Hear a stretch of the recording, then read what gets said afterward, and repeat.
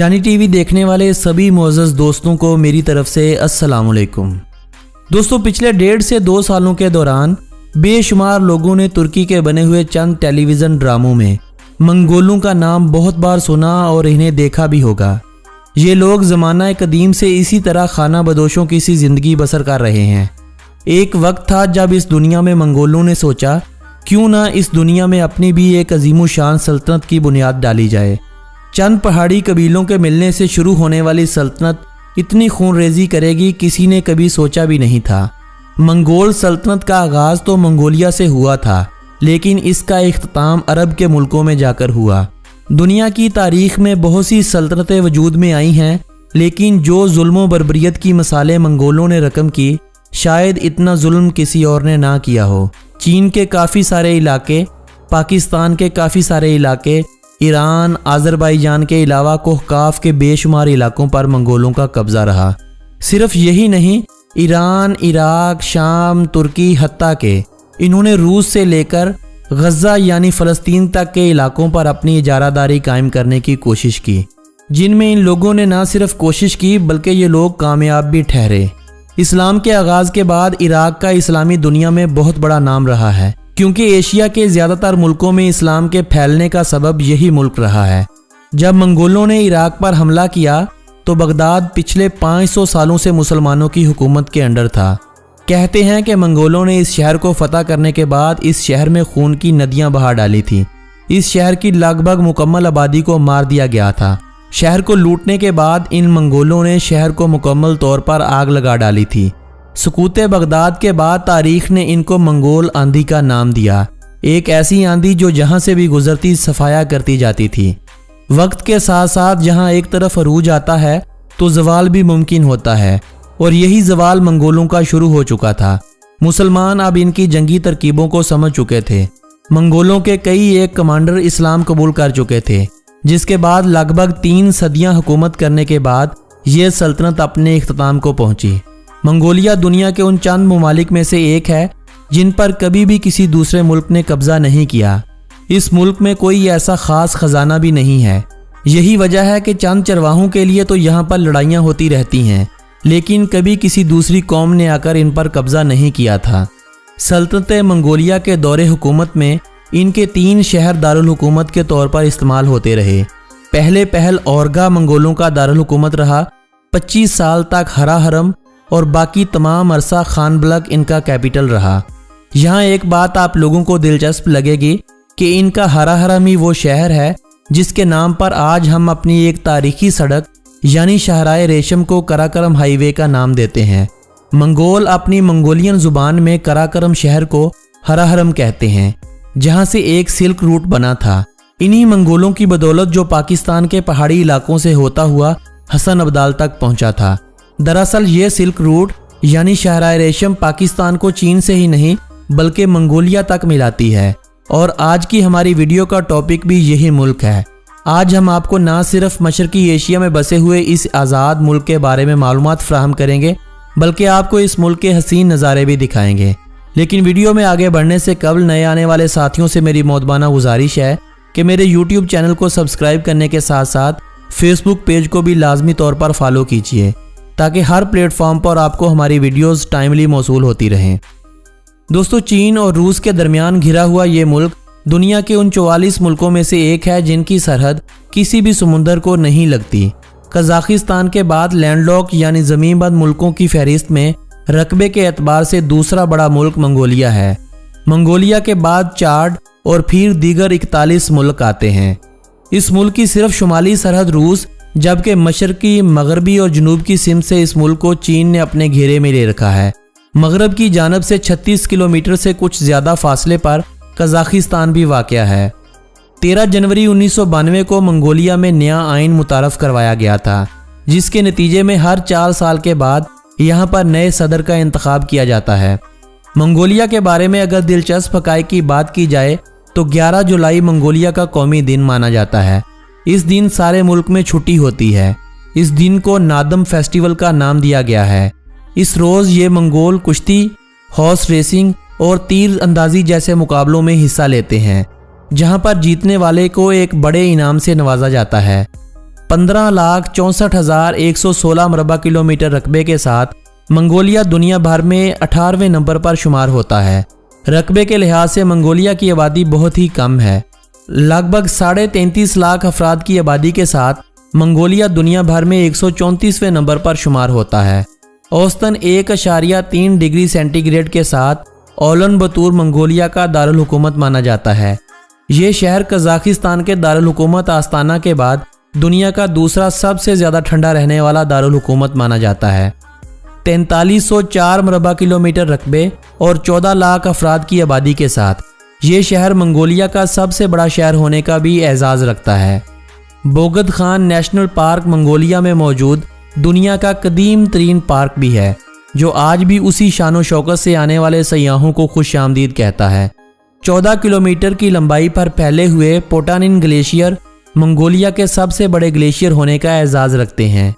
Mongolia का 3/4 हिस्सा सरसब्ज जड़ी बूटियों और घास से ढका हुआ है, जो यहाँ पर मौजूद भेड़, बकरी और दीगर जानवरों के चरने के तौर पर इस्तेमाल होता है। मुल्क के शुमाल और मशरकी हिस्सों पर बड़े बड़े पहाड़ हैं, जबकि जनूबी हिस्से में सहराए गोबी मौजूद है। ये वही सहरा है जो मंगोलिया और चीन के इलाकों पर फैला हुआ खुश्क सहरा है, जिसे एशिया का सबसे बड़ा और दुनिया का 5वां सबसे बड़ा सहरा होने का एजाज़ हासिल है। मंगोलिया के किसी भी अतराफ में समुंदर तो नहीं है, मगर मंगोलिया में काफ़ी तादाद में झीलें ज़रूर मौजूद हैं। मंगोलिया में मौजूद झीलें तकरीबन 16,000 मरबा किलोमीटर रकबे पर फैली हुई हैं। खमीर शुदा दूध से तैयार होने वाली एराग मंगोलिया की कौमी ड्रिंक है, जो हाजमे के निज़ाम के लिए काफ़ी मुफीद मानी जाती है। मंगोलियन रेसलिंग मंगोलिया का कौमी खेल माना जाता है, जबकि इस मुल्क में जोडू, कराटे, बॉक्सिंग, शूटिंग और फुटबॉल दीगर मकबूल खेलों में शुमार होती हैं। मंगोलियन लोगों ने लगभग सभी ओलंपिक्स के खेलों में हिस्सा लिया है, जिनसे इन्होंने 30 मेडल अपने नाम किए हैं, जिनमें 2 सोने, 11 चांदी और 17 कांसी के मेडल शामिल हैं। शमन का दरख्त मंगोलिया का कौमी पेड़ माना जाता है। गधे से मुशाहबत रखता मंगोलियन घोड़ा इनका कौमी जानवर माना जाता है, जबकि फाल्कन मंगोलिया का कौमी परिंदा कहलाया जाता है। मंगोल या मंगोलियाई मंगोलिया की कौमी ज़ुबान है। मंगोलिया की 95% आबादी इसी ज़ुबान का इस्तेमाल करती है।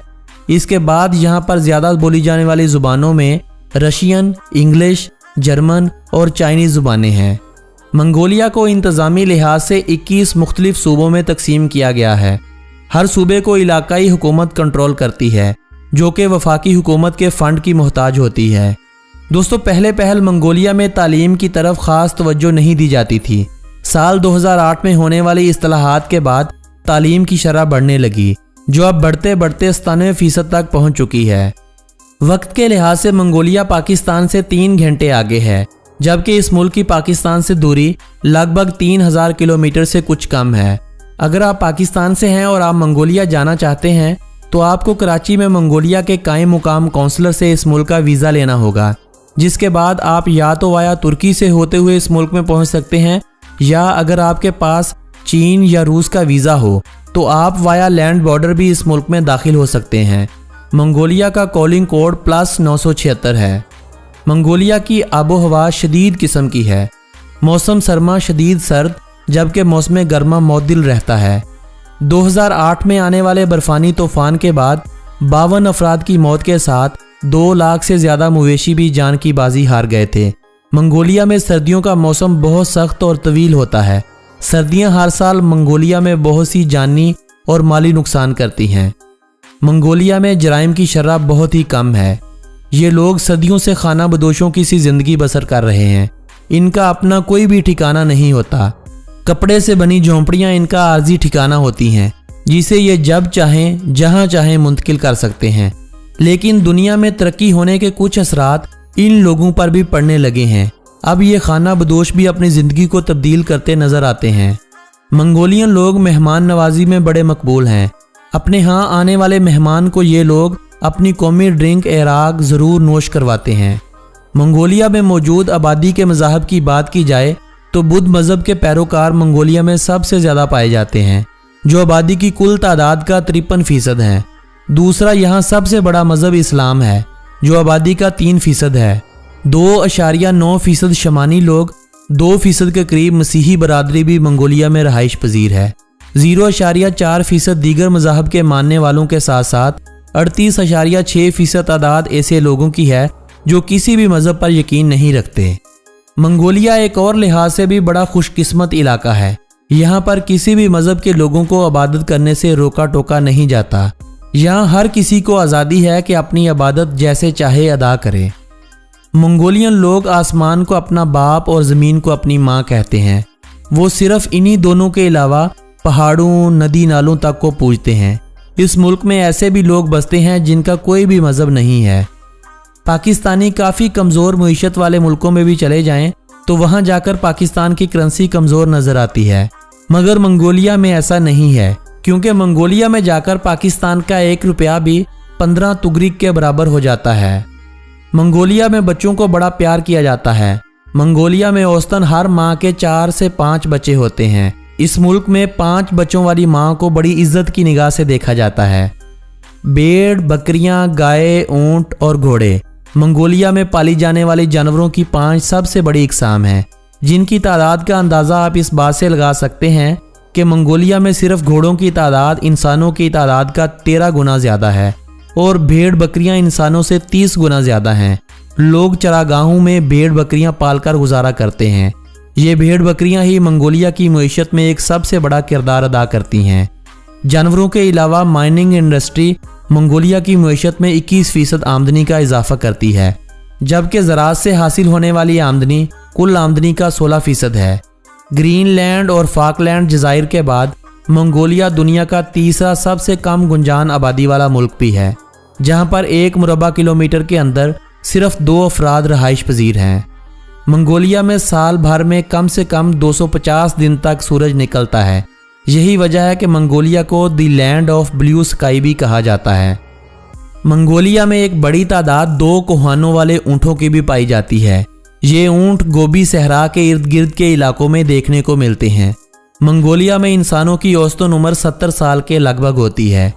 जिस तरह दुनिया के दीगर ममालिक इंटरनेट जैसी सर्विसेज से बेशुमार फ़ायदे उठा रहे हैं, वहीं पर मंगोलिया में इंटरनेट की सहूलियात मंगोलिया की सिर्फ 35% आबादी को ही मुयस्सर हैं।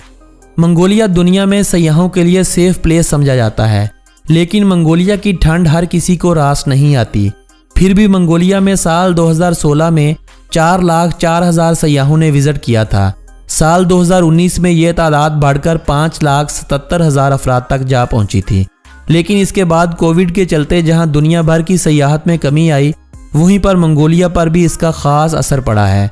इस मुल्क में टूरिज्म की गर्ज से आने वालों में सबसे ज़्यादा लोगों का ताल्लुक चीन से होता है। इसके बाद रूसी लोग, फिर कोरियन, जापानी और अमरीकी बाशिंदे काबिल ज़िक्र हैं। मंगोलिया के तफरीही मुकामात, मंगोलिया के वीज़े के हसूल और मंगोलिया के बारे में रह जाने वाली बाकी बातों का तज़किरा हम मंगोलिया पर बनाई जाने वाली अगली वीडियो में करेंगे। आज की ये वीडियो अगर आप दोस्तों को पसंद आई हो तो इस वीडियो को अपने अजीज़ो अहबाब के साथ व्हाट्सएप और फेसबुक वाल पर लाजमी शेयर कीजिए। मेरी हौसला अफजाई के लिए वीडियो के नीचे दिया गया लाइक का बटन प्रेस करना हरगिज़ ना भूलें। आपके लाइक करने से या आपके कमेंट करने से ही मुझे पता चलता है कि आप मेरी इस कावश को किस कदर पसंद करते हैं।